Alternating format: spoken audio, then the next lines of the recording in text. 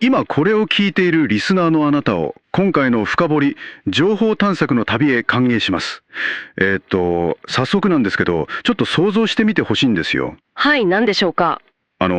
時速300キロで F1 カーを猛スピードで運転しているところなんですけど。なるほど。かなりの極限状態ですね。ええ、でもこれただのレースじゃないんですよ。このレースにはちょっと異常なルールがあって、もしコースの壁にミリ単位でほんのちょっとでも擦ってしまったら、その瞬間にエンジンが強制停止して即座に失格になるっていう、そういう狂ったルールなんです。いやー、それは恐ろしいプレッシャーですね。ほんのわずかなハンドルのブレすら許されない、まさに極限の集中力が求められる世界というか。そうなんですよ。で、実は明日これと全く同じくらい過酷なある競技の予選がスタートするんです。と言いますと、タイピングの大会ですね。はい、今回はトープレ株式会社が主催するリアルフォースタイピングチャンピオンシップ2026の裏側に迫っていこうと思います。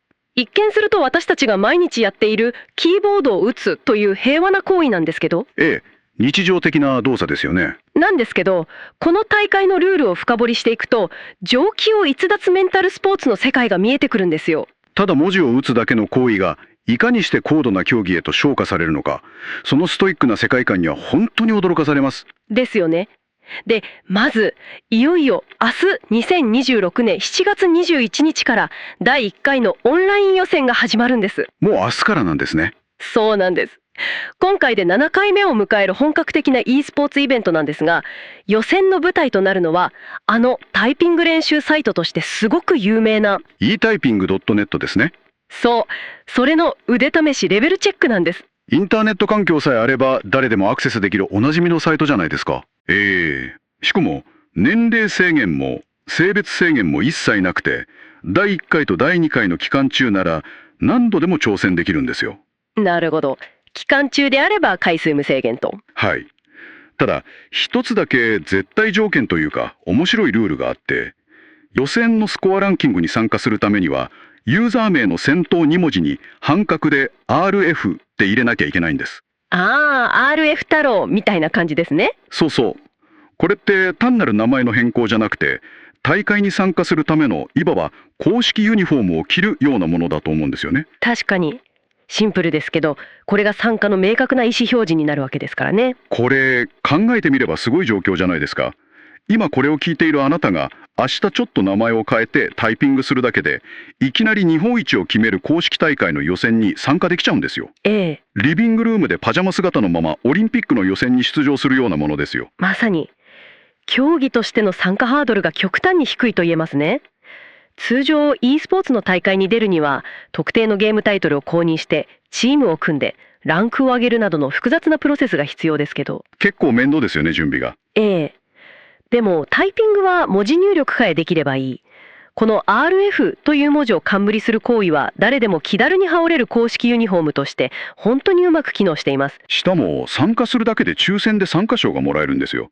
希望モデルのリアルフォース系ボードが2名に、さらにノベリティグッズが6名とか、e タイピングオリジナルグッズが上位以外の20名に当たったりとか。それは嬉しいですね。トップ層じゃなくても参加するモチベーションになります。そうなんです。なんかタイピング VTuber のマルシロさんも今回の予選に参加するって言ってて。マルシロさんですか？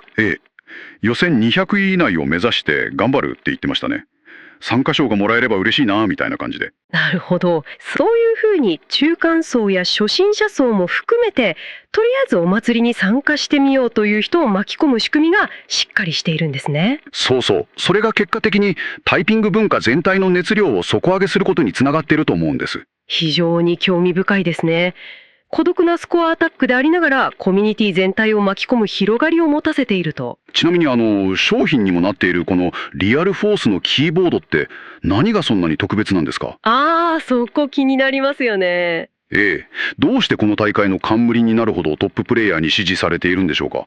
最大の特徴はですね、静電容量無接点方式というスイッチの仕組みにあるんです。静電容量無接点？はい。一般的なキーボードってキーを一番下まで押し込んで中のゴムのドームをへこませないと入力が認識されないじゃないですか。カチャって下まで打つ感じですね。でもこの無接点方式はキーが押し込まれた際の静電気の量の変化を感知して入力をオンにするんです。ということは下まで押し切らなくてもいい？その通りです。そこまで強く押し切らなくても、撫でるような軽いタッチで正確に文字が入力できるんですよ。なるほど。1秒間に何十回もキーを叩くトッププレイヤーからすれば、指の疲労度が全然違うし、入力もスピードも物理的に速くなるわけですね。ええ。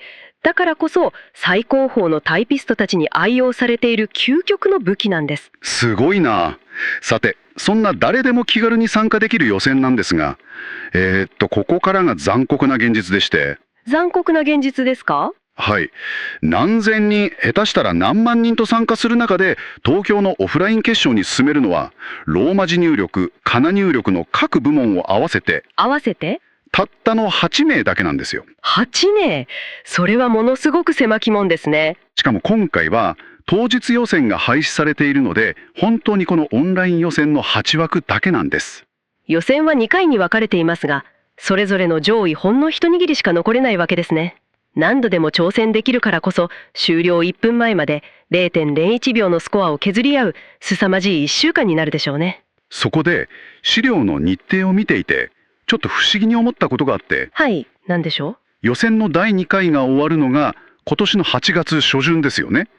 でも東京で行われる決勝ステージは翌年2027年の3月に予定されているんです。ええ、そうですね。これなんと約7ヶ月も空いているんですよ。e スポーツの大会でこれほど長い期間が空くのって異例じゃないですか？もしかして会場の予約を取り損ねたとか？いやいや、会場の都合などではないと思いますよ。あ、違うんですか？はい。これを広い視点で捉えると、競技の質を担保するための意図的でかつ過酷な準備期間だと考えるのが自然です。準備期間7ヶ月もですか？ええ。なぜなら予選と決勝では戦いのルールも使うソフトも根本的に別物に変わるからです。ああ、ソフトが変わるんですか？はい。予選で使う e タイピングはあくまで自分一人で画面に向かう非同期のスコアアタックですよね。自分のペースで打つやつですね。ええ。でも決勝ステージではウェダータイピング 4.3 という対戦特化型のソフトに切り替わります。これは隣に座る相手と全く同じ課題文を同時に打ち始める完全な1対1の同期型対人戦なんです。なるほど。つまり一人で黙々とタイムを縮める孤独なマラソンから、相手の息遣いや動きが直接見えるボクシングの試合みたいなものに変わるわけだ。まさにその通りです。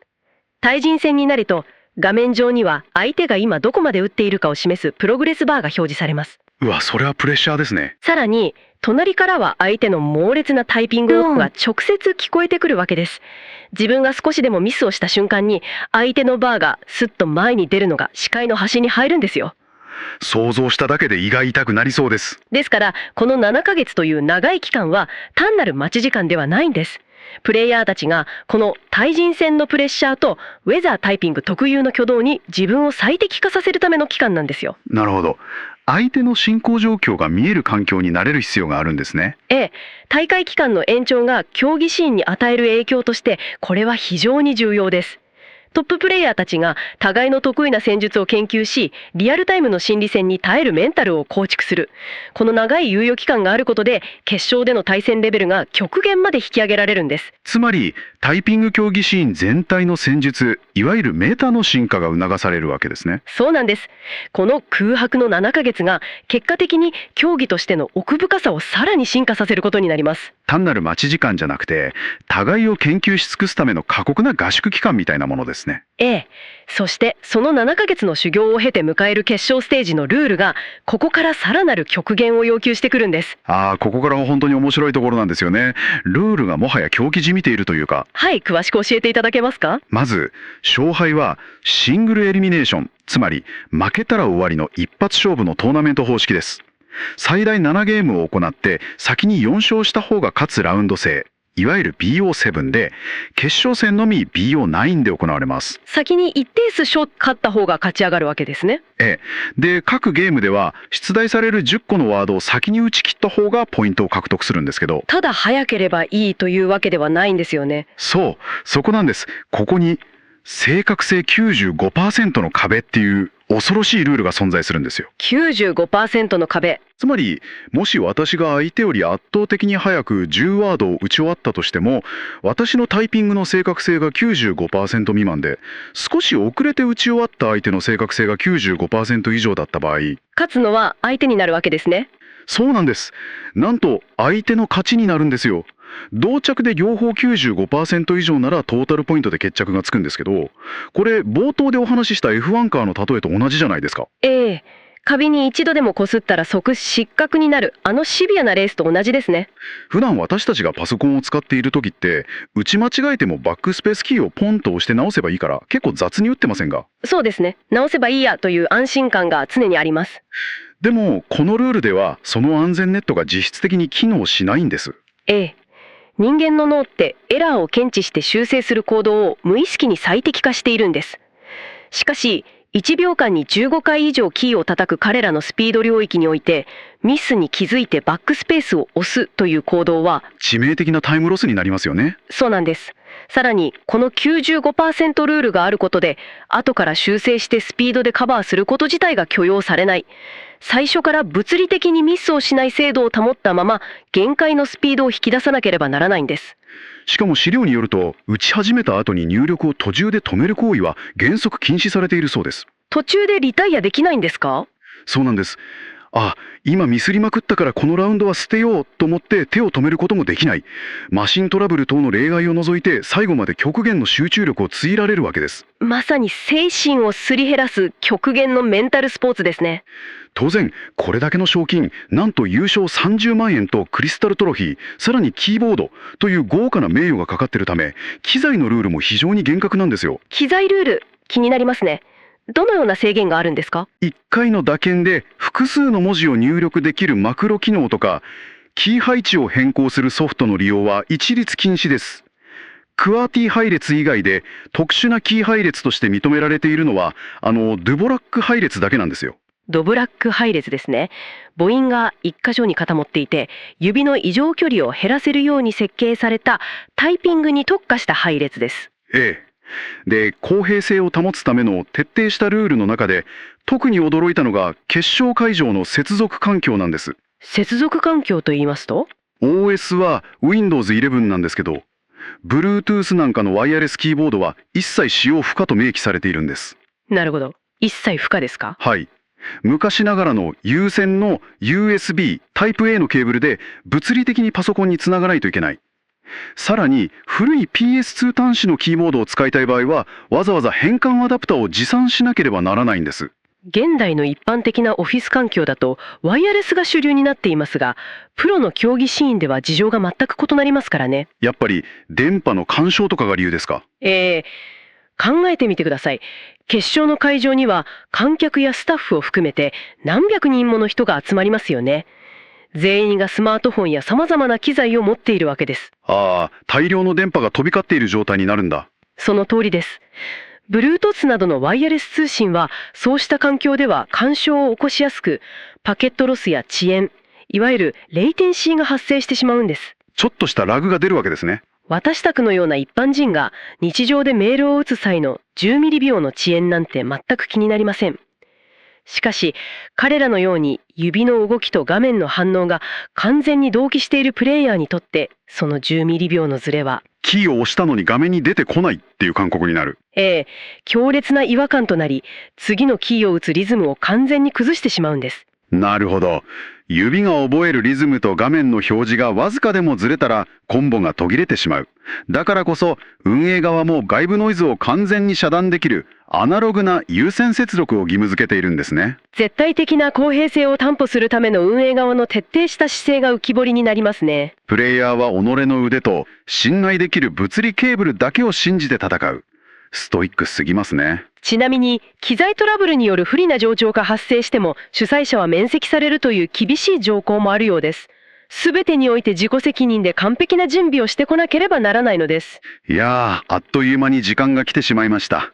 振り返ってみると、明日7月21日から始まる予選は、誰でも自分の名前に RF とつけるだけで参加できる広大で開かれたタイピングの祭典なんですよね。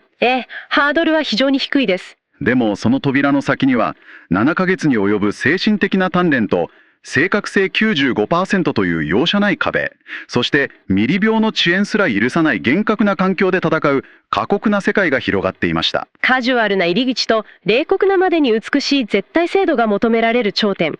この強烈なコントラストこそがリアルフォースタイピングチャンピオンシップの最大の魅力だと言えますね。そうですね。つまりこれらが意味することは、トップを目指さなくてもこの奥深い競技の世界に気軽に足を踏み入れられるってことなんです。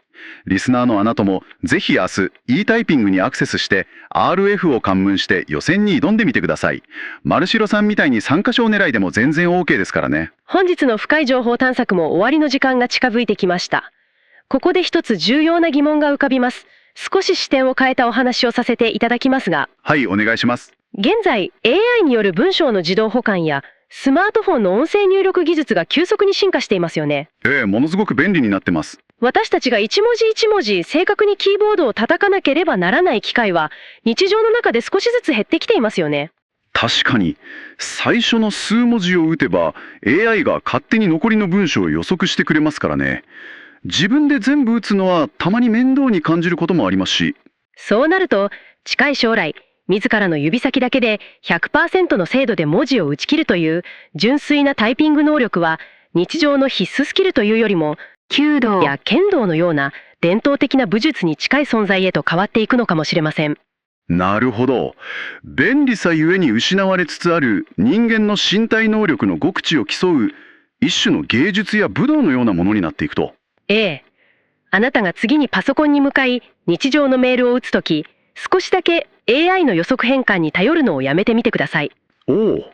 そしてバックスペースキーを使わずに果たして自分の正確性は 95% を超えているかどうか、どこまで正確に文章を打ち切れるか試してみていかがでしょうか。その日常の指先の感覚の延長線上に日本一を決める彼らの戦う舞台がつながっていたとしたら、あなたは明日挑戦してみますか？テクノロジーが進化するほどに自らの身体で打ち込む正確性の価値が最大化してくる。すごく面白い視点ですね。明日からのキーボードを叩く感覚が少し変わりそうです。それでは今回の深掘りはここまでです。あなたの挑戦を応援しています。